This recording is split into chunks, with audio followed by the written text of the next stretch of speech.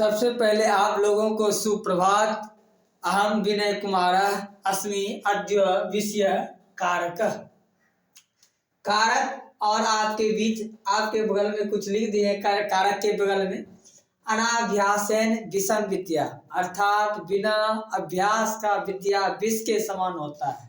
तो इसलिए आप निरंतर अभ्यास करते रहें, बराबर देखते रहें विषय वस्तु को। और इधर लिख दिए हैं विद्या वीर्यम ददाति।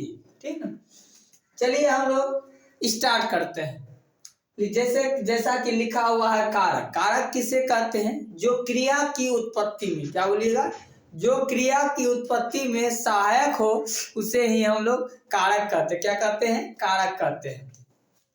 कारक के 8 भेद होते हैं। क्या होते हैं? कारक के 8 भेद होते हैं। चलिए, और ये हम आप ज्यादातर संस्कृत व्याकरण से संबंधित वीडियो बनाते हैं। ऐसे तो हिंदी व्याकरण और संस्कृत व्याकरण दोनों मिलता जुलता है, लेकिन संस्कृत व्याकरण से ज्यादा ये नेचरल होगा। ठीक है, चलिए हम लोग स्टार्ट करते हैं। कारक के 8 भेद होते हैं। पहला लिखा हुआ है और इसमें कुछ देख लेते हैं। कारक, चिन्ह, विभक्ति और संक्षिप्त और उदाहरण भी लिखे हैं। ठीक है ना। चलिए, कर्ता। कर्ता का चिन्ह क्या होता है? ने और शून्य होता है। क्या होता है बताइए तो मेरे साथ। ने और शून्य होता है। और कर्म का आपका को और शून्य होगा।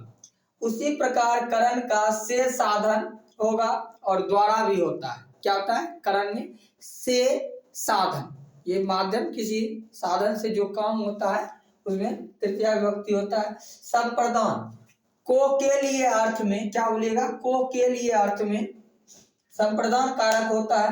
आपादान का होता है। से जुदाई, संबंध का होता है। का के थी और रा रे री भी होता है। क्या बोलिएगा? रा रे री, ये भी ध्यान में रखना है। जैसे हमारा, हमारी, तुम्हारा, तुम्हारी। अधिकरण कारक। अधिकरण कारक में क्या होता है? आपका में पर होता है। क्या होता है? में पर। और संबंध कारक, संबोधन कारक में आपका हे, अरे, अजी होता है। तो चलिए हम लोग कुछ विभक्ति को देखते हैं। तो विभक्ति में कर्ता, ने, शून्य। और विभक्ति की बात करें तो कर्ता कारक में प्रथमा विभक्ति होती है। क्या होती है? प्रथमा विभक्ति। प्रथमा विभक्ति को संक्षिप्त में प्र दे के 0, वी दे के 0 दीजिएगा तो ये प्रथमा विभक्ति हो जाता है। क्या कि संस्कृत में बहुत जगह संक्षिप्त रूप लिखे जाते हैं, जैसे विभक्ति, एक वचन, द्विवचन, इस तरह से लिखा जाता है। और उदाहरण की बात करें तो कर्ता कारक में प्रथमा विभक्ति हुआ तो प्रथमा विभक्ति में राम पठती हो गया। क्या हो गया? राम पठती। तो राम में प्रथमा विभक्ति हो गया। इस तरह से आपका अनुवाद बन गया, राम पढ़ता है। आगे कर्म। कर्म का होता है को शून्य। क्या होता है? को शून्य। इसमें आपका द्वितीय विभक्ति होता है। तो द्वितीय को आप संक्षिप्त रूप में लिखा हुआ देख रहे होंगे। और उदाहरण में राम पुस्तकम पठती, यहाँ देखिए पुस्तकम में आपका द्वितीय विभक्ति हो गया। क्या हो गया? द्वितीय विभक्ति। समझ में आपको आ गया कि राम क्या पढ़ता है? किताब पढ़ता है। तृतीय में देखते हैं करण कारक से साधन या द्वारा और तृतीय विभक्ति। तृतीय विभक्ति आपको संक्षिप्त में लिखा हुआ दिख रहा होगा। इसका हो जाता है राम हस्तेन। क्या बोलिएगा? राम हस्तेन पत्रम लिखते। इसका मतलब हो गया राम हाथ से पत्र लिखता है। यहाँ साधन क्या हो रहा है? लिखने, पत्र लिखने का साधन क्या हो रहा? हाथ बन रहा है। इसमें हस्त में, इसमें तृतीय विभक्ति लग गया। क्या हो गया? हस्तेन। और संप्रदान कारक में क्या होता है? संप्रदान कारक को के लिए होता है। क्या होता है? को के लिए। इसमें आपका चतुर्थी विभक्ति होता है। और इसमें आपका जैसे यहाँ लिखा हुआ है यथा में, जैसे कह सकते हैं राम पठनाय विद्यालयम गच्छति। देखिए तो पठनाय में चतुर्थी विभक्ति लगा हुआ है। इसका क्या हो जाता है कि राम पठनाय विद्यालयम गच्छति, अर्थात राम पढ़ने के लिए विद्यालय जाता है। तो आपको चिन्ह ध्यान में रखना है।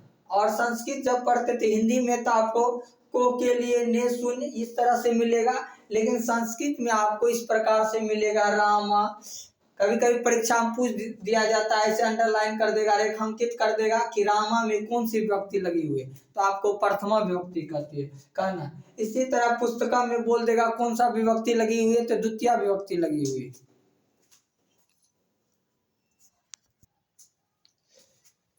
इस तरह से संप्रदान कारक में हम लोग समझ गए कि रामा पढ़ना विद्यालय में गस्थित, राम पढ़ने के लिए क्या जाता है, विद्यालय जाता है, ठीक है ना।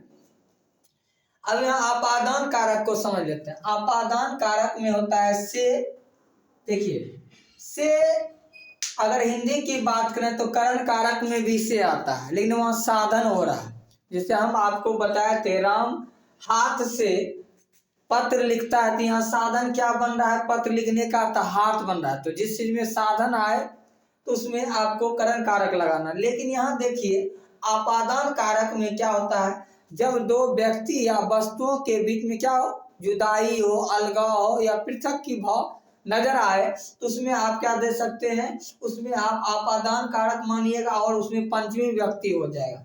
जैसे कि पंचमी व्यक्ति को यहाँ संक्षिप्त में कैसे लिखते हैं, जैसे यहाँ देखिए वृक्षात पत्राणि पतंती, यहाँ इसमें देख लीजिए वृक्ष से पत्ते गिरते हैं, तो वृक्ष और वृक्ष से क्या हो रहे हैं, पत्ते गिर रहे हैं, अलग हो रहे हैं। तो अलग होने के भाव में क्या दीजिएगा, पृथक होने के भाव में पंचमी विभक्ति हो जाएगा।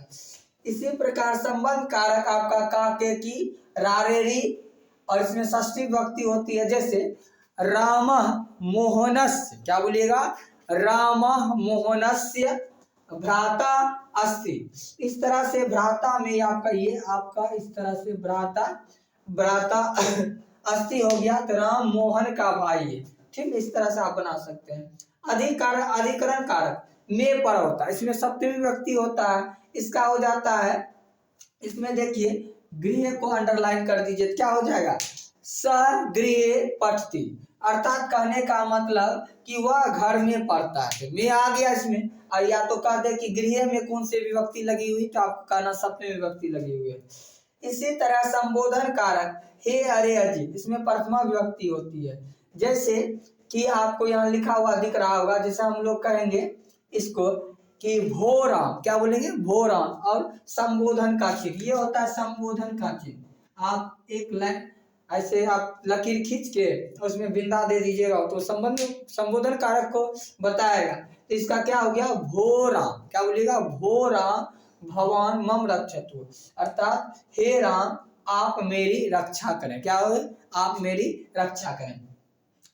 चलिए हम लोग इसके नेक्स्ट वीडियो में इसके परिभाषा को भी देख लेते हैं, ठीक है।